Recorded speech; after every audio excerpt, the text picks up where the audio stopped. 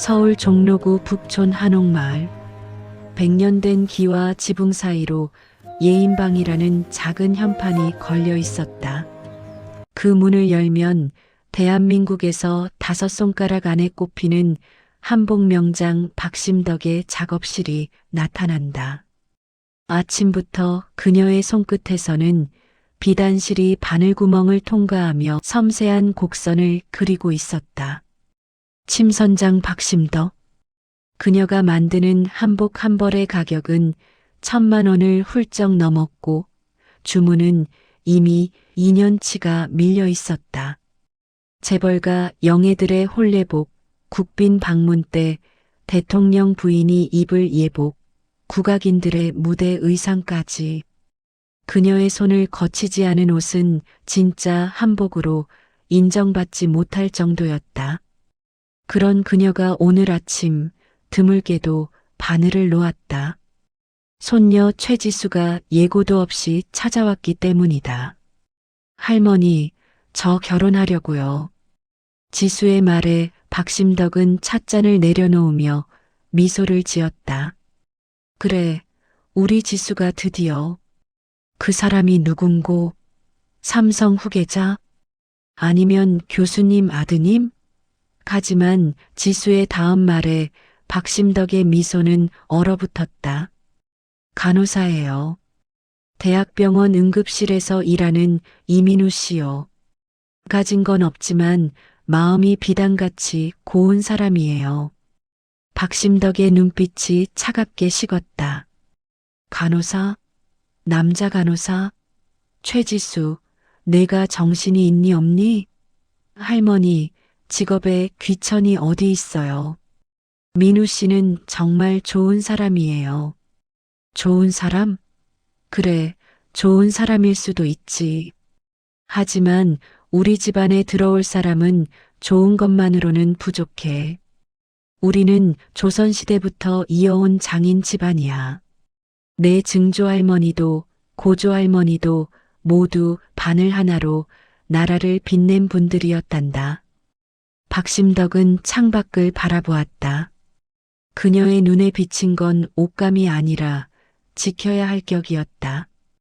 평생을 비단과 명주, 옥사와 모시를 만지며 살아온 그녀에게 마음 따위는 핑계에 불과했다. 그 청년이 어디 출신인지는 알아봤니? 지수는 잠시 망설이다 대답했다. 고아원이요. 어릴 때 부모님을 잃었대요. 하지만 그게 뭐가 중요해요? 중요하지. 아주 중요해. 박심덕의 목소리는 단호했다. 사람은 자라온 환경이 드러나는 법이야. 밥상머리 교육, 집안의 가풍, 그런 것들이 사람을 만드는 거란다. 할머니도 참, 21세기에 무슨 그런 말씀을. 지수가 발끈했지만 박심덕은 요지부동이었다. 내 눈에 흙이 들어가기 전엔 안 돼. 절대로. 지수는 눈시울이 붉어졌다. 그럼 할머니 눈에 흙 들어갈 때까지 기다리면 되겠네요. 그때 가서 결혼할게요. 그녀는 벌떡 일어나 문을 박차고 나갔다. 혼자 남은 박심덕은 한참을 창밖만 바라보았다. 그녀의 손에 들린 비단이 바람에 살랑거렸다. 사흘 후 박심덕은 결심을 굳혔다. 직접 확인하는 수밖에 없겠구나. 그녀는 평생 타인의 평가를 믿지 않았다. 옷감을 고를 때도, 제자를 받을 때도, 협업할 장인을 선택할 때도 반드시 자신의 눈으로 직접 보고 손으로 만져봤다. 사람도 마찬가지였다. 특히 자신의 유일한 혈육인 손녀의 배우자라면 더더욱. 사람 됨됨이는 극한 상황에서 나오는 법이지. 박심덕은 중얼거리며 낡은 옷가지들을 뒤적이기 시작했다. 내 시험을 통과한다면 그땐 다시 생각해보마.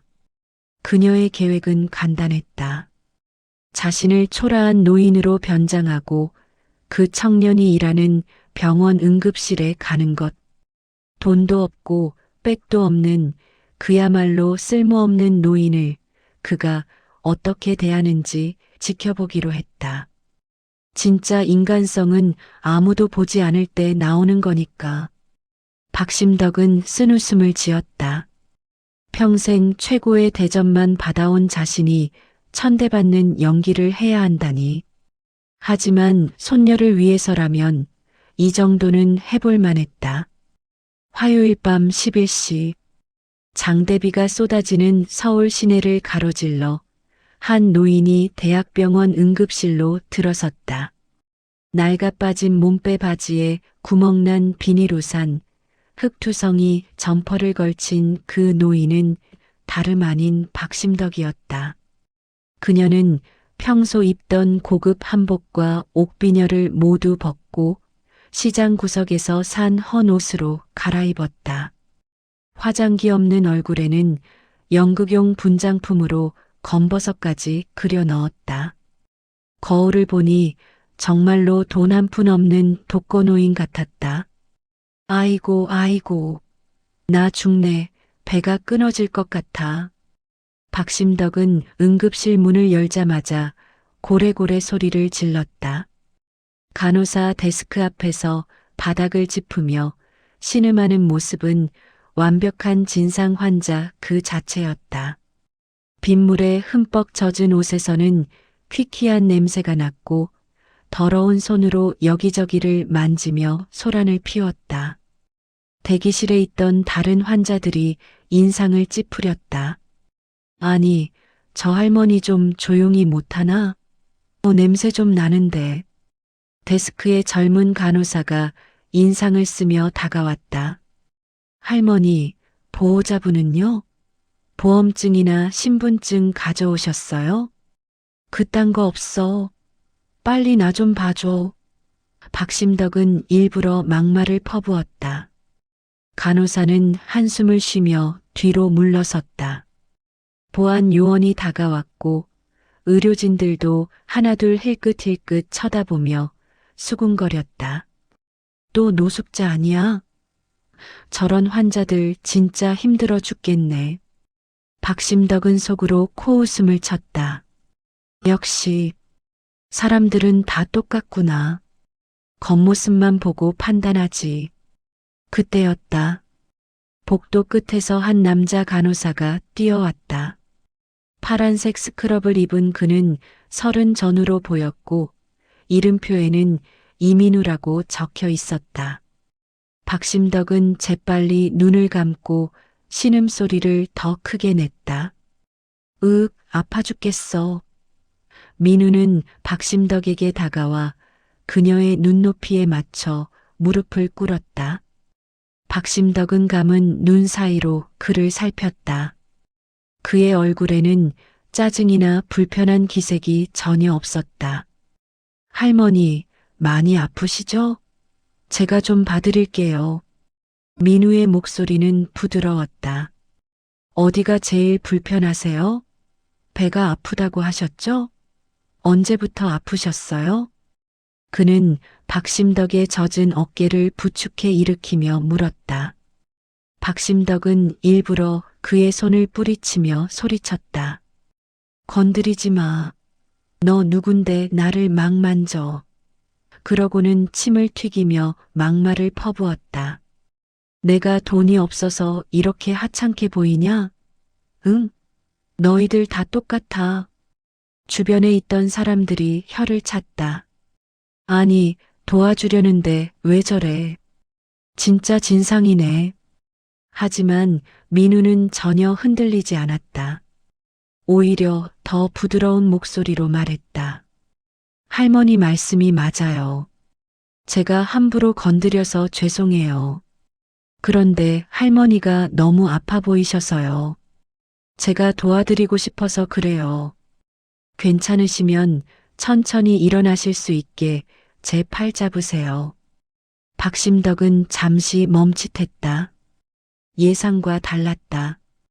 그녀는 일부러 물 한 컵을 달라고 요구했고 민우가 가져오자 그 컵을 바닥에 내동댕이 쳤다. 이게 무슨 물이야? 차가워서 어떻게 마셔. 주변 사람들이 기가 막혔다는 듯 쳐다봤지만 민우는 묵묵히 바닥에 물을 닦고 다시 미지근한 물을 떠왔다. 이번에는 빨대까지 꽂아서 할머니, 이번엔 미지근하게 준비했어요. 천천히 드세요. 박심덕은 물을 마시는 척하며 민우를 관찰했다. 그의 손은 굳은 살이 박혀 있었고 손톱 밑은 깨끗하게 정돈되어 있었다. 환자를 많이 돌본 손이었다. 민우는 박심덕의 젖은 옷을 보고는 창고에서 담요를 2개나 가져와 덮어주었다. 할머니, 옷이 다 젖으셔서 더 추우실 거예요. 보호자분 오실 때까지 제가 옆에 있을게요. 그리고는 박심덕의 차가운 손을 자신의 2 손으로 감싸며 체온을 나눠주었다. 박심덕은 순간 말문이 막혔다. 평생 비단만 만져온 자신의 손보다 이 투박하고 굳은 살 박인 청년의 손이 더 따뜻하게 느껴졌다. 그 온기는 단순히 체온의 문제가 아니었다. 진심이 담긴 따뜻함이었다. 이게 지수가 말한 그 마음인가? 박심덕은 가슴 한켠이 뭉클해지는 걸 느꼈다. 하지만 아직 시험은 끝나지 않았다. 박심덕이 민우의 간호를 받은 지 약 30분쯤 지났을 때였다. 응급실 문이 요란하게 열리며 양복을 입은 중년 남성이 들어왔다. 뒤따라 20대 초반으로 보이는 젊은 남자가 팔에 붕대를 감은 채 들어왔다. 빨리 좀 봐줘요. 우리 조카가 다쳤다고요. 양복 남성의 목소리는 거만했다.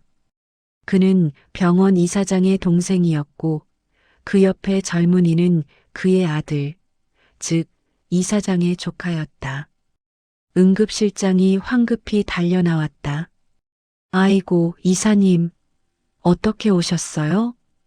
야구하다가 손목을 삐었대요. 빨리 진료 좀 해주시오. 응급실장은 재빨리 주변을 둘러보다가 민우를 발견했다. 이민우 간호사, 저기 구석에 있는 환자 복도로 옮기고 이쪽 침대 정리해서 이 환자분 모시도록. 박심덕은 눈을 감은 채 귀를 기울였다. 자, 이제부터가 진짜 시험이야. 그녀는 이미 수십 년간 사람을 보는 눈을 길러왔다. 제자를 뽑을 때도 그랬다. 누가 진짜 장인의 자질이 있는지, 누가 그저 명예만 탐하는지 구별해냈다. 권력 앞에서 사람의 진짜 모습이 드러난다는 걸 그녀는 너무나 잘 알고 있었다. 민우는 응급실장을 똑바로 바라보며 말했다. 실장님, 죄송하지만 이 환자분은 아직 복통의 원인이 파악되지 않았습니다. 활력 징후는 안정적이지만 복부 압통 위치가 명확하지 않아서 추가 검사가 필요한 상황입니다. 뭐, 그까짓 복통이 뭐가 중요해. 저쪽은 이사장님 조카라고. 응급실장의 목소리가 높아졌다. 실장님, 민우는 한 발짝도 물러서지 않았다. 저쪽 환자분은 외관상 찰과상으로 보입니다. 엑스레이 한 장이면 골절 여부 확인 가능하고 응급도는 낮습니다. 하지만 이 할머니는 급성 복통 환자입니다. 복막염이나 장폐색 같은 응급 상황일 가능성을 배제할 수 없습니다. 지금 함부로 옮기면 위험할 수 있습니다.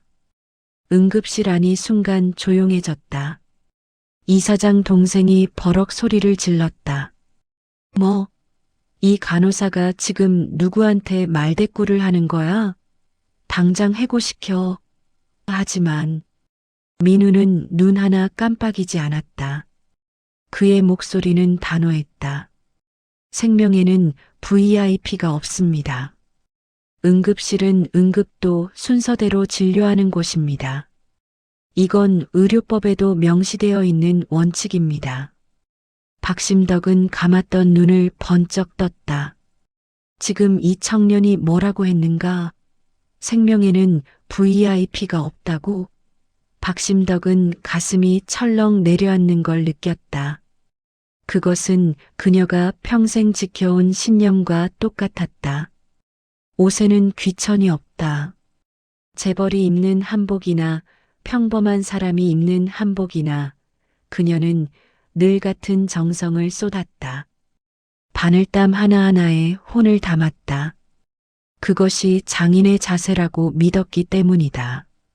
이민우 간호사, 당신 지금 정말 응급실장이 떨리는 목소리로 말했지만 그때 응급실 문이 다시 열렸다. 이번에는 응급의학과 과장이었다. 그는 상황을 파악하더니 민우에게 고개를 끄덕였다. 이 간호사 말이 맞습니다. 응급실은 응급도 순서대로 진료합니다.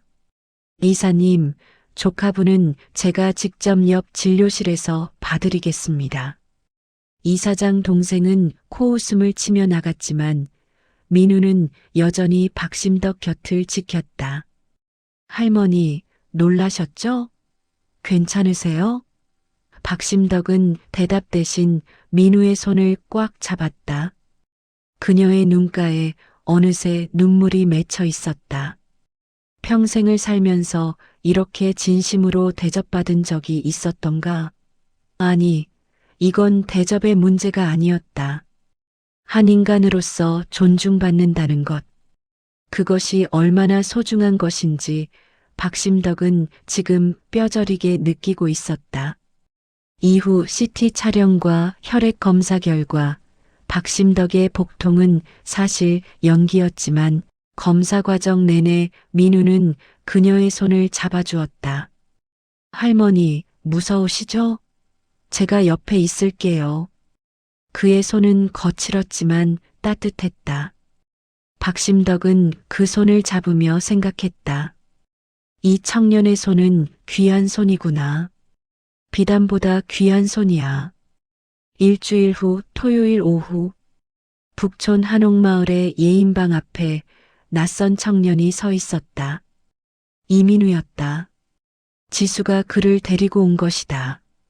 민우 씨, 할머니가 직접 만나보고 싶대요.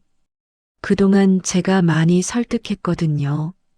지수는 민우의 손을 꼭 잡았다. 너무 긴장 안 해도 돼요. 할머니는 무섭게 보이셔도 사실 따뜻하신 분이에요. 민우는 깊게 숨을 들이쉬었다. 사실 그는 지난 일주일 내내 긴장했다. 지수가 얼마나 할머니를 사랑하고 존경하는지 잘 알고 있었기 때문이다. 그 할머니의 인정을 받지 못한다면 지수와의 결혼은 불가능할 것 같았다. 그는 정장을 차려입고 작은 꽃다발까지 준비했다. 손에는 땀이 촉촉히 맺혔다. 문이 열렸다. 그리고 민우는 그 자리에 얼어붙었다. 고운 비단 한복을 입고 정좌에 있는 노인. 그녀는 다름 아닌 일주일 전 응급실에서 만났던 그 진상 할머니였다. 하지만 지금 그녀의 모습은 완전히 달랐다. 은빛 옥비녀를 꽂은 머리, 단정하게 고른 한복, 고든 자세. 그녀는 대한민국 무형문화재의 품위를 고스란히 드러내고 있었다.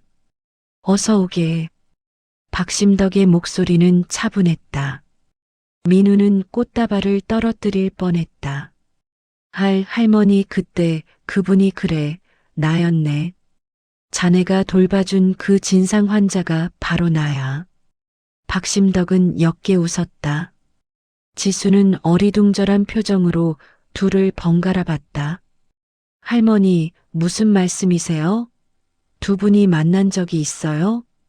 박심덕은 천천히 일어나 민우에게 다가왔다. 앉게. 이야기를 좀 하지. 민우는 떨리는 마음으로 자리에 앉았다. 박심덕은 차를 따르며 말을 이었다. 일주일 전 내가 자네를 시험했네. 초라한 노인에게 자네가 어떻게 대하는지 보고 싶었거든. 솔직히 말하면 자네가 실망시킬 줄 알았어. 사람이란 게 다 권력과 돈 앞에 약하니까. 민우는 고개를 숙였다. 죄송합니다. 제가 그때 더 잘해드렸어야 하는데 아니야. 박심덕이 그의 말을 끊었다. 자네는 완벽했어. 완벽했다고. 그녀의 목소리에 감정이 묻어났다. 나는 평생을 옷을 만들며 살았네. 비단, 명주, 삼배, 모시, 온갖 귀한 옷감을 만졌지. 그리고 그 옷감으로 만든 옷을 입을 사람들도 많이 봤어. 재벌, 정치인, 연예인, 귀족. 박심덕은 창밖을 바라보았다. 하지만 자네만큼 귀한 손을 가진 사람은 본 적이 없어. 자네의 손은 옷감을 만지는 손이 아니라 사람을 어루만지는 손이더구나. 그 투박하고 굳은 살 박인 손이 어떤 비단보다 따뜻했어. 민우는 자신의 손을 내려다봤다. 주사를 놓고 환자를 옮기고 밤새 차트를 작성하며 굳어진 손이었다. 자네가 한 말을 기억하나? 생명에는 VIP가 없다고 했지. 박심덕은 민우를 똑바로 바라봤다. 나도 평생 같은 신념으로 살았네. 옷에는 귀천이 없다. 재벌이 입는 옷이든 평범한 사람이 입는 옷이든 나는 늘 같은 정성을 쏟았어. 그게 장인의 길이라고 믿었거든. 그런데 정작 사람을 볼 때는 그렇지 못했구나. 그녀는 잠시 말을 멈췄다. 나는 자네를 겉모습만 보고 판단했어. 고아원 출신, 간호사, 가진 것 없는 청년. 그런 조건들만 보고 자네를 평가했지. 하지만 그건 내 오만이었어. 사람의 진짜 가치는 그런 게 아니더구나. 지수의 눈에 눈물이 고였다. 할머니 지수야. 박심덕은 손녀를 바라봤다. 너는 정말 보는 눈이 있구나. 좋은 사람을 알아봤어. 박심덕은 방 안쪽으로 들어가더니 한복 한 벌을 들고 나왔다. 짙은 남색 두루마기에 섬세한 자수가 놓여 있었다. 학과 소나무 그리고 바늘과 실이 정교하게 수놓아져 있었다. 이건 내가 직접 지은 예복일세. 자네를 위해 만들었어. 저를 위해요? 민우는 믿을 수 없다는 표정이었다. 그래. 일주일 내내 밤을 새워 만들었네. 박심덕은 한복을 민우에게 건넸다. 자수를 보게. 학은 자네를 상징해. 학은 천년을 산다고 하지. 오래오래 건강하게 환자들을 돌보라는 뜻이야. 소나무는 지조와 절개를 뜻하네. 자네가 보여준 그 굳은 신념을 잊지 말라는 의미지. 그리고 이 바늘과 실은 그녀는 잠시 말을 멈췄다. 우리 집안과 자네를 잇는 실이네. 민우는 한복을 받아들며 눈시울이 붉어졌다. 감사합니다, 할머니. 정말 정말 감사합니다. 내가 고맙지. 박심덕은 민우의 손을 잡았다. 이 늙은이에게 중요한 걸 깨우쳐줘서 사람의 가치는 겉모습이 아니라 그 안의 마음에 있다는 걸 말이야. 6개월 후 북촌 한옥마을은 봄꽃으로 가득했다. 예인방 앞마당에는 하객들이 모여 있었고 그 한가운데 지수와 민우가 서 있었다. 전통 혼례였다. 지수는 박심덕이 직접 지은 화롯을 입고 있었고 민우는 그날 받은 남색 두루마기를 입고 있었다. 두 사람 모두 눈부시게 아름다웠다. 박심덕은 마루에 앉아 그 모습을 지켜봤다. 그녀의 눈가에는 미소가 번졌다. 명장님, 정말 아름다운 혼례네요. 옆에 있던 다른 장인이 말했다. 손녀분 화롯이 정말 예술입니다. 역시 명장님의 손길이 닿으면 다르네요. 박심덕은 고개를 저었다. 아니야. 저 아이들을 아름답게 만드는 건 옷이 아니네. 서로를 향한 마음이지. 혼례가 끝난 후 민우는 박심덕을 찾아왔다. 할머니, 이제 뭐라고 불러야 할까요? 할머니라고 부르게. 우리는 이미 가족이니까. 박심덕은 민우의 손을 잡았다. 그런데 민우야, 자네한테 부탁이 하나 있네. 말씀하세요, 할머니. 나는 평생 옷을 지으며 살았어. 하지만 이제는 옷만 짓고 싶지 않아. 사람을 잊고 싶네. 박심덕은 창밖을 바라봤다. 자네처럼 어려운 환경에서 자란 아이들에게 한복을 가르쳐 주고 싶어. 그 아이들이 바늘과 실로 자신의 미래를 만들어갈 수 있도록. 민우는 박심덕을 똑바로 바라봤다. 정말요? 할머니께서? 그래. 자네가 나에게 보여준 것처럼 나도 누군가에게 기회를 주고 싶네. 출신이나 배경이 아니라 그 사람의 진심을 보고 말이야. 박심덕은 민우의 손을 꽉 잡았다. 자네가 도와주겠나? 그 아이들의 병원비나 생활비를 어떻게 지원할 수 있는지 알려주게. 민우는 고개를 끄덕였다. 물론이죠, 할머니. 제가 할 수 있는 건 뭐든지 돕겠습니다. 그날 밤 박심덕은 오랜만에 혼자 작업실에 앉았다. 책상 위에는 새로운 비단이 펼쳐져 있었다. 하지만 오늘은 옷을 만들지 않았다. 대신 그녀는 노트를 펼치고 글을 쓰기 시작했다. 바늘땀 장학재단 설립 계획이라는 제목이었다. 고아원 출신이나 어려운 환경의 청소년들에게 한복 기술을 가르치고 장인의 길을 걸을 수 있도록 지원하는 재단. 박심덕은 펜을 잡은 손을 내려다봤다. 이 손으로 수천 벌의 옷을 만들었다. 대통령 부인의 예복, 재벌가 영예의 혼례복, 국악인의 무대 의상, 모두 아름다웠고 모두 값이 쌌다. 하지만 그 어떤 옷도 오늘 민우가 입은 두루마기만큼 의미 있지는 않았다. 왜냐하면 그 옷은 단순히 비단과 실로 만든 게 아니라 진심과 깨달음으로 만든 것이었으니까. 몇 달 후 바늘땀 장학재단이 정식으로 출범했다. 첫 기수로 10명의 청소년이 선발되었고 박심덕은 직접 그들에게 바늘 잡는 법부터 가르쳤다. 처음에는 서툴렀다. 바늘에 찔리기 일쑤였고 실을 꿰는 것조차 힘들어했다. 하지만 박심덕은 인내심 있게 기다렸다. 민우가 그 진상 환자에게 보여준 인내처럼. 명장님, 이렇게 하는 게 맞나요? 한 소녀가 서툰 손길로 바늘을 들고 물었다. 박심덕은 그녀의 손을 잡아주며 말했다. 그래, 잘하고 있어. 바늘땀은 서두르면 안 돼. 천천히 정성스럽게 하나하나 이어가는 거야.